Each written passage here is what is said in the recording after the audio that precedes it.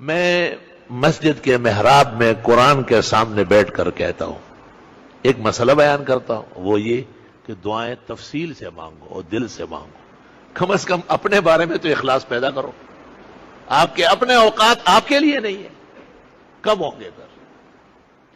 اور دوسری بات یہ بتاتا ہوں کہ ناممکن ہے کہ کوئی مومن دنیا و آخرت کی کسی مشکل کے لیے راتیں کاٹے اور اللہ تعالیٰ اس کو بشارت دنیا میں نہ دے.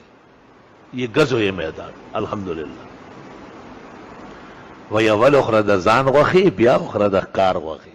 پہلے آپ محنت کریں، اتنا مانگے کہ جسم پر لرزہ طاری ہو جائے، ہاتھوں میں جان نہ رہے، تو بس پھر آپ دل سے زبان سے مانگے.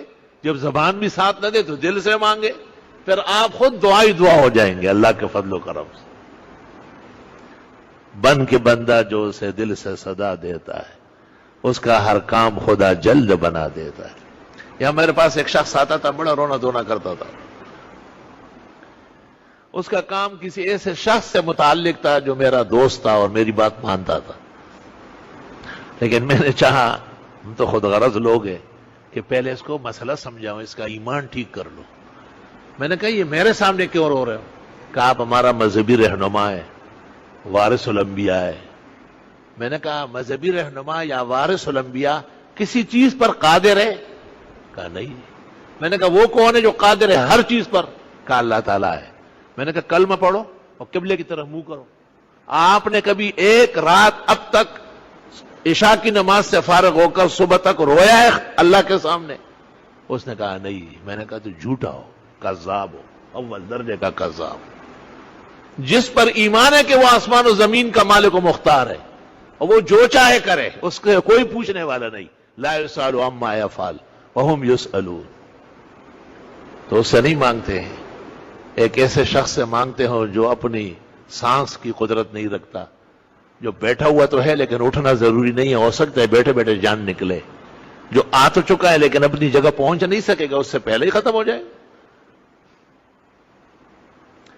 وہ جو ایک شخص نے آپ سے کہا کہ مجھے بہت ڈر لگتا ہے کہ میں صبح مر جاؤں گا، آپ نے تو بڑا دلیر ہے، اتنی لمبی باتیں کرتے ہو صبح و شام. آپ نے ایسا نوالا ہاتھ میں لیا، کھجور اٹھائی، فرمایا مجھے اطمینان نہیں ہے کہ یہ میرے منہ تک پہنچ جائے گا اور اس سے پہلے میری روح قبض ہو جائے گی.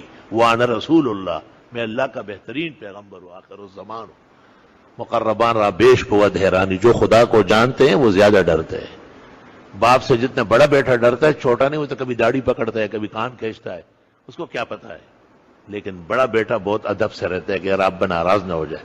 علماء و عوارف، اولیاء و صلحاء اور اکابر امت اس لیے لرزیدہ و تپیدہ، رنجیدہ رہتے ہیں کہ ان کو معلومات بہت زیادہ ہے. بدر میں ابو بکر مطمئن تھے، وہ ابو بکر تھے. پیغمبر رو رہے تھے کیونکہ مقام آپ کا ہے، منصب آپ کا ہے، ابو بکر کا نہیں ہے. اور محدثین کہتے ہیں مقام خوف مقام رجا سے افضل ہے، ڈرے رہنا پر امید رہنے سے افضل ہے. تو دعائیں بہت شوق سے مانگا کرو، خوب مانگو. کوئی ضروری نہیں کہ نماز کے بعد، نماز سے پہلے وقت دے دیا اللہ نے، مانگے. قرآن شریف کھول کے میں بعض اوقات ملک میں یا مدرسوں میں یا دوستوں کو جو تکلیف ہو تو ترمذی شریف یا بخاری شریف کے بعد دعا ہوتی ہے نا، میں کہتا ہوں ابھی مانگو بابا، ایسا نہ ہو اس درمیان میں نقصان ہو جائے. جیسے ہی میں بیٹھتا ہوں طالب علموں سے درخواست کرتا ہوں کہ پہلے دعا مانگو، یہ پریشانی پیش ہے، الحمدللہ. پھر درس کے بعد دوبارہ مانگیں. اللہ کا لاکھ لاکھ شکر، کرم و احسان.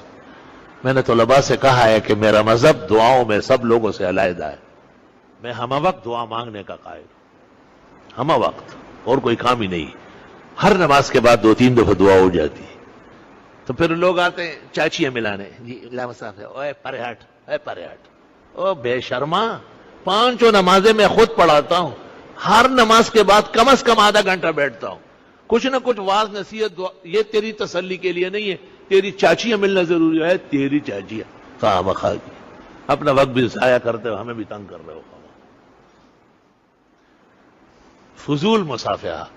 اگر نبی آخر الزمان کے بعد نبوت کی گنجائش ہوتی تو 2 چیزوں پر پابندی لگتی ہے. ایک تو جب تک پہلے ٹائم کا کھانا ہضم نہ ہو، خبردار کہ کھانا منہ میں لگایا، یہ موت کی کوشش کر رہے ہو، قبر کھود رہے ہو.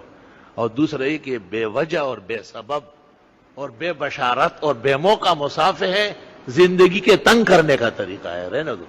مجھے معلوم نہیں احادیث میں کہ رسول اللہ صلی اللہ علیہ وسلم کے ساتھ لوگ چاچیاں ملاتے تھے، چاچیاں ملاتے، پھر تو آپ بس وہیں بیٹھے رہتے، نہ اسلام آگے آتا اور نہ قرآن آگے بڑھتا، بس لوگوں سے مصافحہ ہوتا. 20 سال سے میں نے علماء کو کہا کہ بھائی یہ روکو نا اس کو، نہیں روکا. اب میری وہ طاقت بھی نہیں رہی. اب یہ واحد سال ہے کہ کراچی سے لے کے ترخم تک 32 جگہ بخاری کے لیے جانا تھا، سب کو جواب دے دیا. میں نہیں آ سکتا. کیوں؟ میں سٹیج پر اکیلے ہوتا ہوں، ہر طرف سے لوگ مجھے کھینچتے ہیں اور میری سانس اکڑ جاتی ہے. مجھے پتہ چلتا ہے کہ شاید آج میری رخصتی کا وقت ہو گیا. ناکارہ اور نادان، بے موقع اور بے محل اور جھوٹے عشق کے لوگوں کی وجہ سے. اور وہ پھر ان کو منع نہیں کرتے، کہتے ہیں میں چندے نہیں دے رہے. پھر ایک بہت بڑے سیاسی عالم نے مجھے کہا کہ آپ 2 دفعہ ہمارے ہاں آئے اور آپ کا حکم تھا تو میں نے علماء کو روکا، اب ہمارے ووٹ کم ہو رہا ہے، تم کسی دن آؤ 1 گھنٹہ صرف دے دو اور صرف علماء کرام آئیں گے. میں نے کہا یہ موجودہ زندگی میں تو شاید وقت نہ ملے، اگر اللہ تعالیٰ دوبارہ کسی شکل میں لے آیا تو پھر دیکھا جائے گا. میں نے کہا اب اطمینان رکھے، انشاءاللہ وہاں سے گزروں گا بھی نہیں. میرے عزیزوں اور میرے بھائیوں، صرف مصافحہ نہیں ہے، اور بھی بہت کام ہے. مولانا عبدالشکور دین پوری بہت بیمار تھے، واعظ فرمایا میمن سوسائٹی کراچی میں. حضرت نے ہمیں کہا بچا سکو گے مصافحے سے؟ لوگ تو سارے کھڑے، جا نہیں رہے. لوگوں نے کہا نہیں ہم تو جائیں گے نہیں، ہاتھ ملائیں گے. طالب علم غریب ہمت تو کرتے ہیں، لیکن ہجوم کا مقابلہ کون کرے؟ وہ پاکستان کے مقتدر خطیب تھے، وہ ہمارے رنگ کو دیکھ کے سمجھ گئے کہ یہ نہیں بچا سکتے.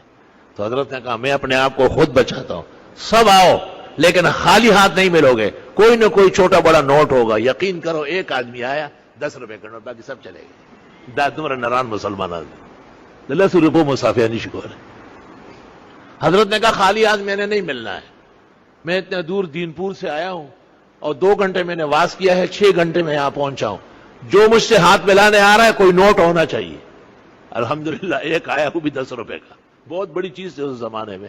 وہی پیاز دی ہو پنیاز دی. تو میں مصافحہ کی چونکہ حقیقت جانتا ہوں کہ یہ وزن والی چیز نہیں ہے، یہ وقت ضائع کرنے کی بیکار حرکت ہے. اس لیے میں بہت معذرت خواہ ہوں، معافیوں کا طلبگار ہوں، اور دعا کا تو آپ سے بھی زیادہ محتاج ہوں. جس قدر کسی کی دنیا یا دین کی ذمہ داری ہوتی ہے، اس قدر اس کو دعا زیادہ چاہیے.